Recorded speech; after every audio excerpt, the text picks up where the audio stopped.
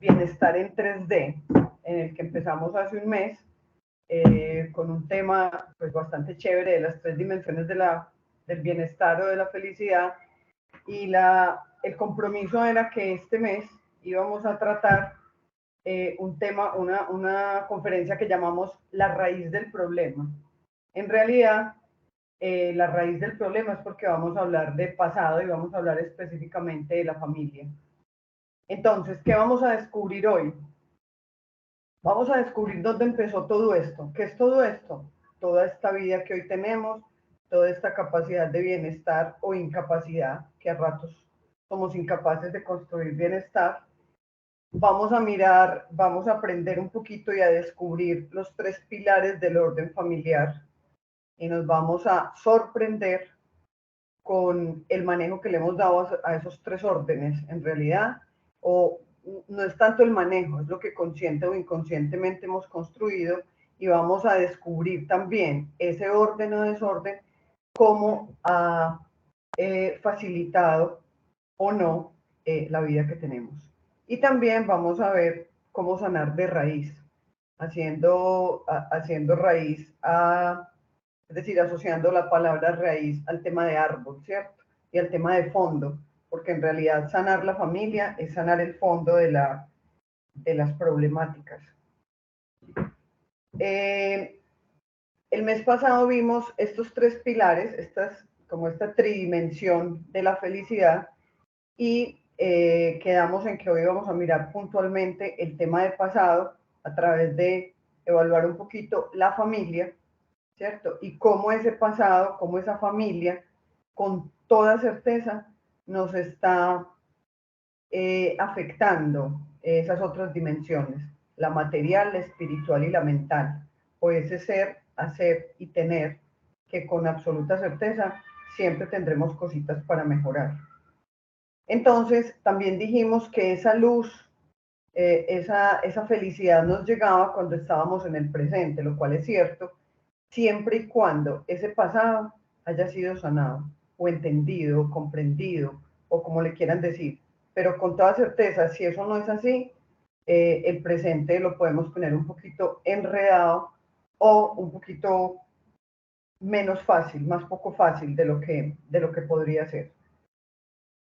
Para empezar, quiero proponerles que hagamos un ejercicio. Y los voy a invitar a que tomen una hojita. De verdad, este ejercicio es para ustedes, no es para nadie más. No los voy a poner a que se expongan. No, es simplemente porque nos vamos dando cuenta de qué es lo que tenemos en la cabeza y qué es lo que ha posibilitado o impedido algún, algún bienestar o malestar que hoy tengamos. Entonces, en 2 minutos, solo en 2 minutos, los voy a invitar a que por favor dibujen la familia. ¿Listo? Y digo 2 minutos porque los voy a cronometrar, no podemos tener más tiempo por ahora, en realidad ni por ahora ni en ningún momento los vamos a tener más tiempo, porque la idea es que plasmemos en ese dibujo lo que tenemos en nuestro inconsciente. Entonces 2 minutos es suficiente, no vamos a evaluar la parte gráfica del dibujo, en realidad lo que queremos evaluar es la concepción de familia que tenemos. Entonces no se preocupen, que es que no sé hacer sino bolitas y palitos, hagan bolitas y palitos, así está muy bien, ¿vale? Entonces 2 minutos contabilizados y arrancan ya.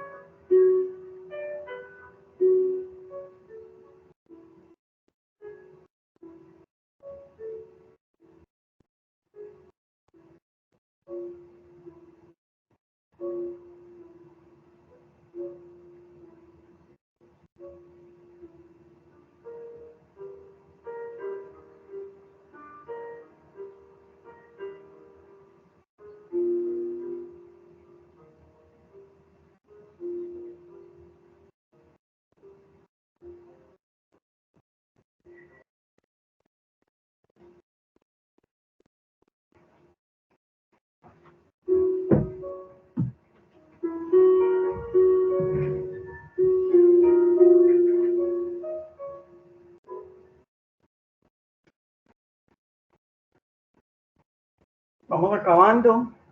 15 segundos.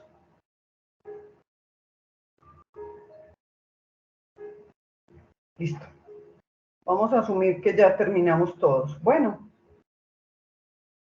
entonces ahora quiero que miremos el dibujo que hicimos frente a los dibujos que les voy a mostrar.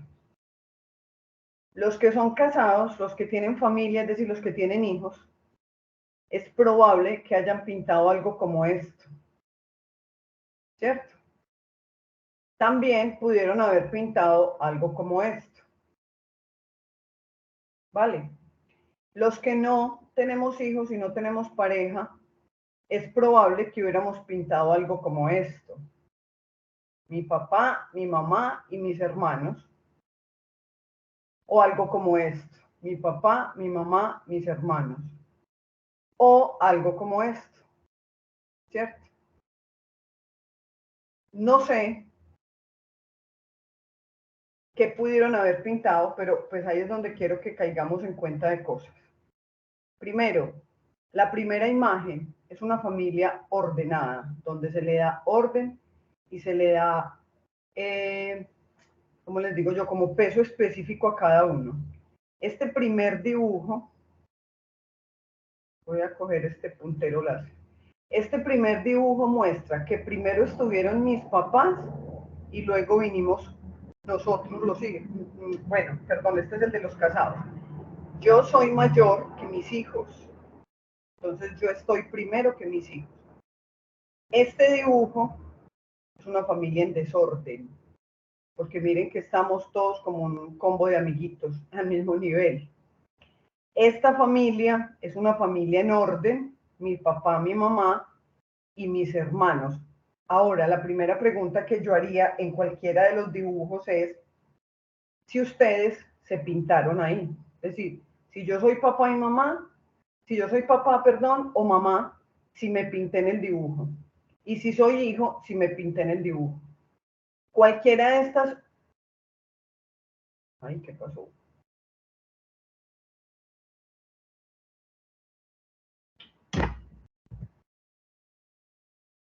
Cualquiera de estas otras familias están en desorden.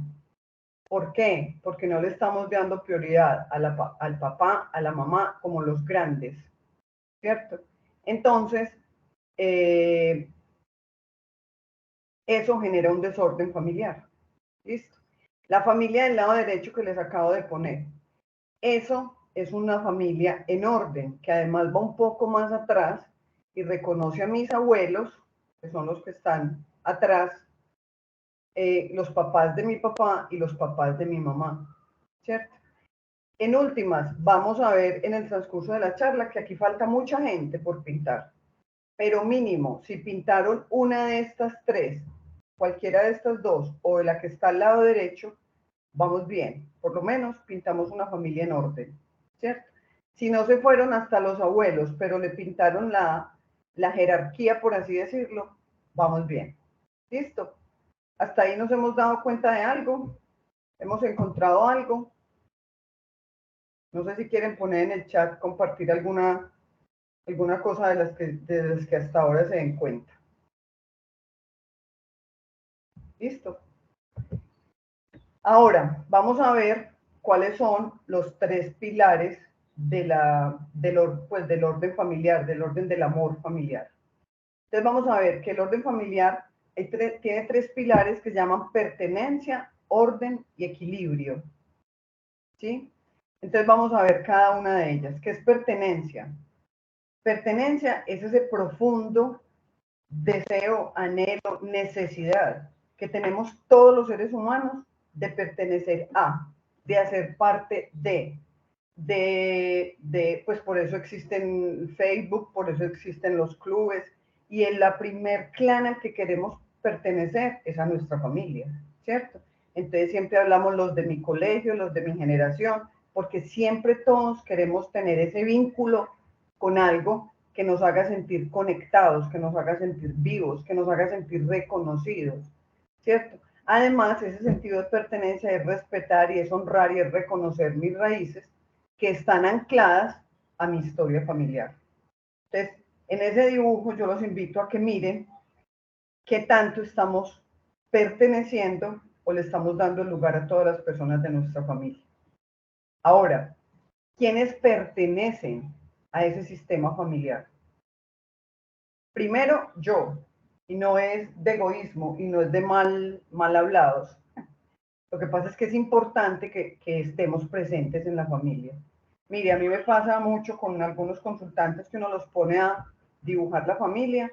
Primero, son casados y se pintan en la familia de los papás. Y los pone uno a pintar la familia actual y ellos no están. Eso pasa. Y pasa con más frecuencia de la que uno quisiera. O pasa que yo pinto la familia de mis papás, pues la familia raíz, y no me pinto. Pues no aparezco, como si yo los viera desde afuera. Eso es un no pertenecer, ¿cierto? Lo otro es dónde me pongo, cuál es la posición que ocupo en ellos. En esto lo vamos a ver enseguida en el otro pilar, que es el orden. Entonces, ¿quiénes pertenecen a ese sistema familiar?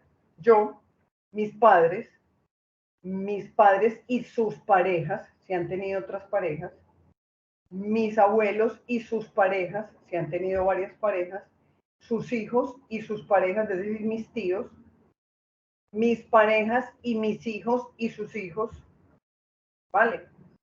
Y ojo con esto, aquellas personas que hicieron bien a mi familia o aquellas personas que hicieron mal a mi familia, algún daño, no digamos mal, le hicieron algún daño que yo sentí que me dañaron. ¿Por qué? Porque cuando incluimos a esas personas, les estamos haciendo responsables de una carga. Ellas cargan la responsabilidad de lo que hicieron, ¿cierto? Entonces es importante verlas ahí. ¿Eso qué hace? Que el resto de la familia se descargue, que el resto de la familia, el peso no sea tan pesado y valga la redundancia, y distribuimos un poquito eso, y lo importante es que esa persona que hizo ese daño o ese bien, porque también hay que repartir esa, no es carga, pero es ese bienestar, digamos, esa sensación de haber cumplido al que hizo algún bien para la familia.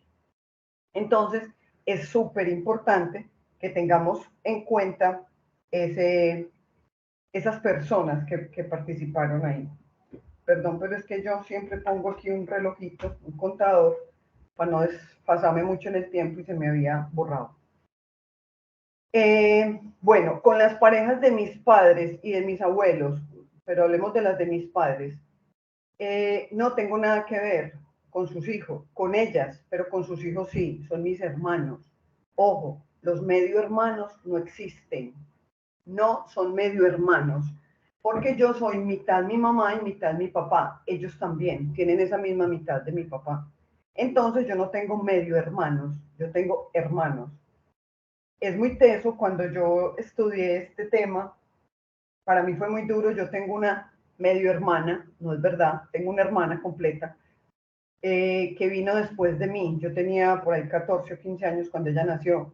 Entonces, bueno, y además después de muchos años, incluso ya muerta mi mamá, supe que había habido un aborto, una pérdida después de mí. Entonces, yo, que había sido siempre la niña y que me ufanaba de serlo, ya no soy la niña, ya soy la octava de 10 y antes era la octava de 7, ¿cierto? Perdón, la octava de 8. Ahora soy la octava de 10. Y eso en realidad, ustedes no saben, eso tiene un significado. Yo no sé si porque ser la niña también tiene como un honor, digo yo, decía yo, y saber que no se es, eso genera unas emociones que la verdad llaman mucho la atención. Entonces, ojo con esto, hay que reconocer a todas esas personas, los hijos, los hermanos, vivos o muertos, las pérdidas, todo eso hay que reconocerlo y hacen parte del sistema familiar. Más adelante vamos a ver por qué es importante reconocerlos. El no pertenecer es excluir, no tenerlos en cuenta, no ponerlos en mi dibujo y en mi imagen, es excluir. Y vamos a ver también las consecuencias de excluir. ¿Cuáles son las formas de exclusión? Que no tuve papá o que no tuve mamá. Si yo digo no tuve papá, estoy excluyendo a mi papá de mi sistema familiar, ¿cierto? Ese será un excluido siempre. O igual sucede con la mamá. O mi mamá fue papá y mamá. Digamos en mi caso, es verdad. Mi mamá fue mamá y papá. No es cierto, porque si mi mamá fue papá y mamá, yo estoy excluyendo a mi papá. Es como si mi papá no hubiera hecho nada, no hubiera... Y en realidad, ojo con lo que voy a decir, no necesariamente es que mi papá vio por mí. Mi papá pudo haberme engendrado y haberse perdido. Pero si yo digo mi mamá fue mamá y papá, es como si yo no tuviera en cuenta el valioso aporte de mi papá. ¿Que cuál fue? Digámoslo crudamente, su espermatozoide. Entonces, si no fuera por ese papá, presente, ausente, dispuesto o no, yo no estaría aquí. Es decir, que conozca o no a mi papá físicamente o haya tenido contacto con ellos o no, yo le tengo que dar su lugar y lo tengo que reconocer. No contar a los padres, no contar los padres adoptivos cuando soy adoptada y digo, no, mis papás son los que, o los cuidadores que tengo. No es verdad. Vuelve y juega. Mis papás me dieron algo que nadie más puede darme y se llama vida. Entonces, no reconocer esa vida que ellos me han dado es una forma de exclusión. Y vamos a ver cómo salen las exclusiones, cómo aparecen, cómo se manifiestan después y qué implicaciones tienen en nuestra vida. Y lo que les dije ahorita, no contar a los muertos de la familia es una forma de excluirlos. Otra forma de exclusión es llevar el mismo nombre de una persona fallecida, de un hermano, de un tío, de lo que sea. ¿Por qué? Porque si yo venía a este mundo y me pusieron el nombre de uno que ya se había ido, es como si yo viniera a reemplazarlo y que nunca, además nunca más se menciona, entonces resulta que el otro, de alguna manera, está siendo excluido de ese sistema familiar. Cuando yo digo, yo nada que ver con la familia de mi mamá o mi papá, pues yo, no, yo es que yo con la familia de mi papá, la verdad, nada que ver. Eso es excluir a esa familia. Y eso además, vamos a verlo más adelante, genera un tema de desequilibrio, además de que es exclusión, genera un tema de desequilibrio, porque es como si fuera la familia de mi mamá es mejor que la de mi papá. Ojo. Ya se los dije, tengo un hermano medio, los hermanos medios no existen. Soy adoptado y nada que ver con mis papás biológicos, ya lo vimos. O, ojo con esto, preferir una relación de pareja tormentosa es, es mejor que quedarme solo. Cuando yo estoy en una relación, pues ahora se llama tóxica, digámoslo malsana o digamos que no crece, que eso es una relación. Si una relación no crece, es una relación, pues no es una relación en realidad. Las relaciones de pareja son para crecer. Si en esa pareja usted no está creciendo, ahí no está en relación. Entonces, si yo prefiero eso a quedarme sola, de alguna manera es que yo prefiero ese vínculo y esa sensación de pertenencia que quedarme solo y no pertenecer. Eso es una forma de excluirme. ¿Cómo se manifiesta una exclusión? Cuando yo me excluyo de algún lugar, no participo, ¿cierto? O cuando no estoy incluyendo a los otros, no los hago partícipes de. Entonces, me cuesta ocupar un lugar en la vida, porque como fui excluido o como me excluí, perdón, ¿cierto? Si yo no hago parte de una familia, me va a costar hacer parte de un equipo de trabajo, de un club, de cualquier cosa de esas. No voy a las reuniones de mis compañeras de colegio, no hago parte de. Ahora, puedo hacerlo, pero genero desorden, genero caos. ¿Por qué? Porque no sé pertenecer. Genera culpa en quien excluye. En últimas, cuando yo estoy en ¿cómo se llama? En exclusión o cuando he excluido a alguien, es porque o estoy ocupando el lugar de alguien o le he dado un lugar equivocado a alguien. Y de alguna manera yo lo sé, mi ser lo sabe y eso hace que yo sienta mucha culpa. ¿Cómo se manifiesta también esa exclusión? En forma de lealtades. Ya les dije, la necesidad más grande de todo ser humano es pertenecer, y es una necesidad. Todos queremos hacer parte de un clan, se los he dicho también en conferencias anteriores.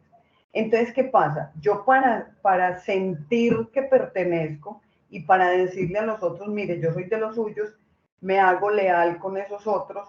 ¿Cómo? En forma de enfermedades, en forma de vicios, en forma de conductas que se repiten, como todas las mujeres de esta familia nos separamos a los 40 años. Todos los hombres de esta casa se mueren a los 45, de esta familia. Todos los hombres de esta familia se mueren a los 45. Mi mamá tenía diabetes, entonces yo sufro de diabetes. Las muertes tempranas sobre todo, o todos somos, o la mayoría de mi familia somos separados. Ese tipo de cosas son lealtades. ¿Para qué? Para yo decirle a mi sistema, yo pertenezco. Porque lo último que queremos los seres humanos es no pertenecer, sobre todo a la familia. Ahora, ¿eso qué hace? Cuando yo siento que no pertenezco, o cuando me siento excluido, o cuando excluyo a alguien, que esos excluidos salen en el sistema en modo de tristeza, de rabia, de incertidumbre o de repeticiones, que en últimas es lo que acabamos de ver como lealtades. ¿Hasta ahí vamos bien? Alguien que me haga Súper. señitas de... Vamos muy Sí, bien. súper. Dale a masticar. Muy bien. Listo, perfecto. Ahora, el segundo pilar de esta familia se llama orden. Como ven en el grafiquito de aquí y en las figuritas y en la imagen que acabamos de hacer, en el dibujo que acabamos de hacer, el orden en el sistema familiar, cada uno tiene un lugar y cada lugar es diferente.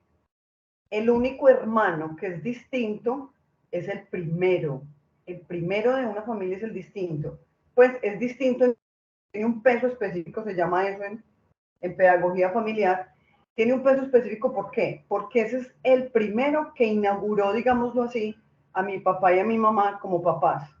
De resto, todos somos iguales como hermanos, aunque tenemos un peso específico distinto. Es decir, si este orden lo da la cronología y el momento en que cada uno aparece, yo que soy la menor de mi familia, por ejemplo, pues de mi papá y mi mamá, ojo, miren esto como se enreda uno. Como les dije ahorita, soy la octava de 10, pero toda la vida fui la octava de 8. Entonces, en ese orden, tengo un peso específico que mi hermano, el que me sigue, y que mis otros 7 hermanos hacia arriba, ¿cierto? Decimos en pedagogía familiar que el orden precede al amor. ¿Por qué? Porque si no hay orden, ese amor no fluye. Se generan muchas discordias, se generan muchas roces cuando estamos en desorden. Ahorita les menciono algo de eso. El orden nos viene dado, ya les digo, eso es un tema cronológico, es un orden de aparición, por así decirlo, como decía antes en las telenovelas, pero es verdad. Y ocupar el puesto adecuado tiene consecuencias para toda la familia. Yo, hoy lo reconozco, generé un desorden en mi familia. Obviamente nadie hace eso, ninguna de las cosas que estamos mencionando, ya sea por los papás o por los hijos, no lo hacemos de manera intencional. Lo hacemos siempre, siempre, siempre en nombre del amor.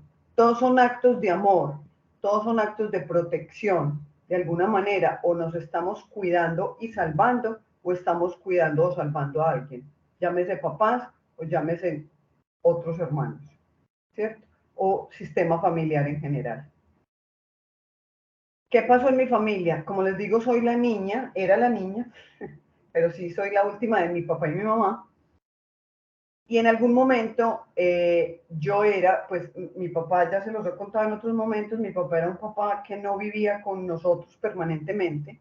Entonces yo de alguna manera, y lo vamos a ver ahorita, me convertí en la pareja emocional de mi mamá. Entonces yo era el apoyo de mi mamá. Entonces yo manejaba todas las cosas de la casa con mi mamá, incluida la plata, ¿sí o no? Y teniendo 6 hermanos hacia arriba, calculen ustedes cómo se sentían nosotros, los mayores. Eso no es un tema de niños. Los niños, en todas las especies, los menores están para que los mayores los protejan.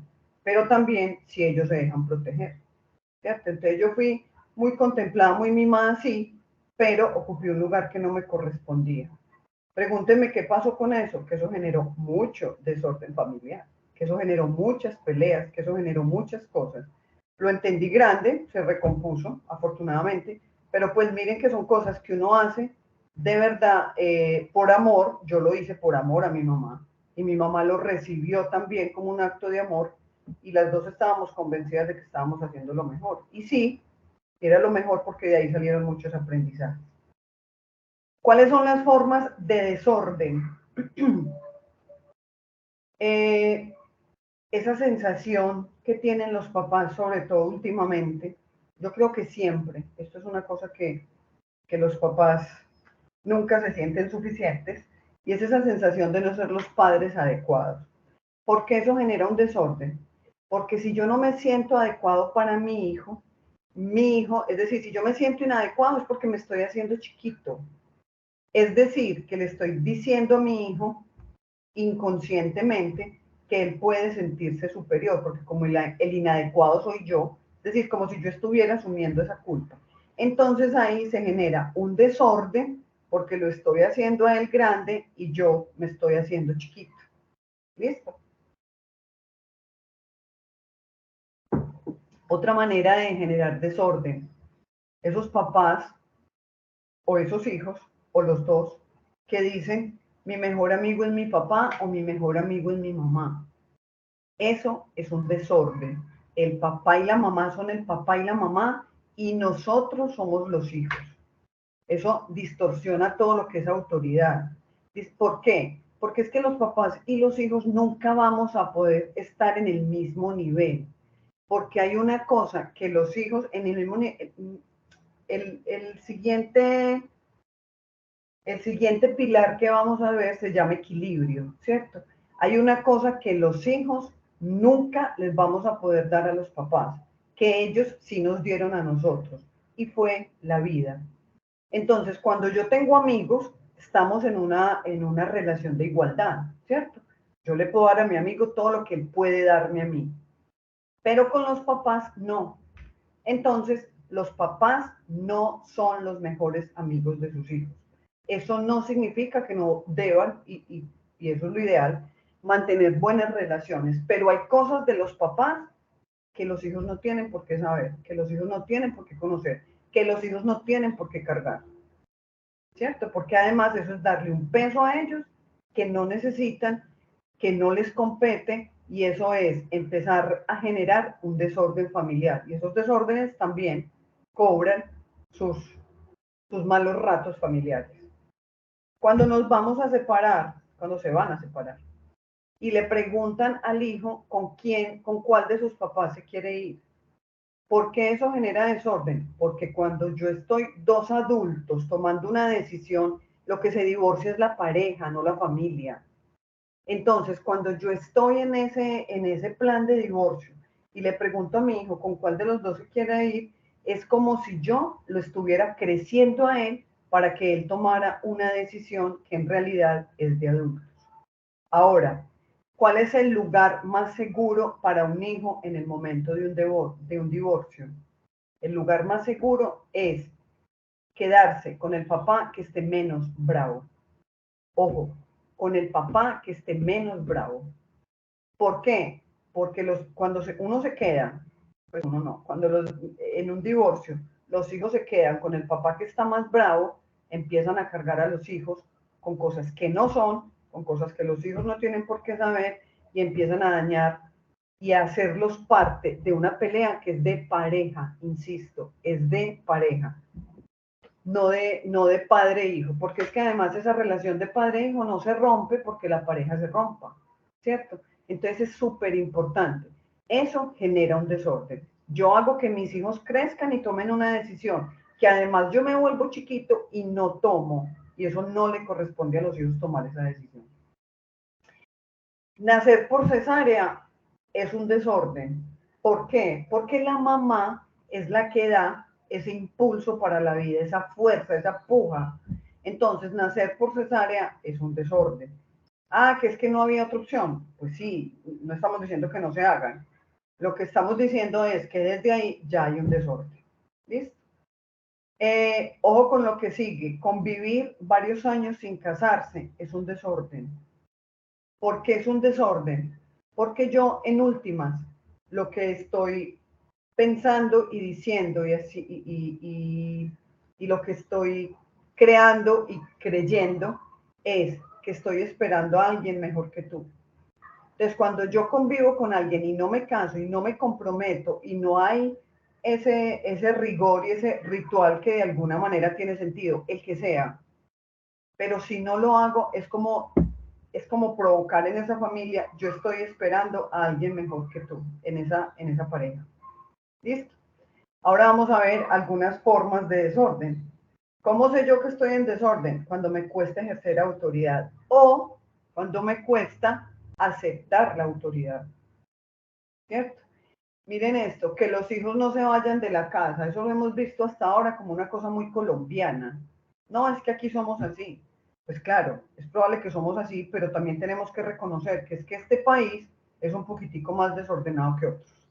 Entonces eso se nos volvió coloquial, las mamás y los papás se volvieron papás gallinas, que les encanta que sus hijos estén ahí como unos bombril hasta los 60 o hasta que ellos se mueran, y resulta que eso genera un desorden, porque es que los papás nos dieron la vida y la fuerza, lo acabamos de ver en la forma de nacer, y la fuerza para asumir la vida y crecer. Y no hacerlo es un desorden. ¿Listo? Otra forma de desorden, ya lo vimos, es no reconocer, no darles el lugar a los no nacidos o a los fallecidos. No nacidos hablamos de abortos, de pérdidas, de novedades, como le quieran llamar,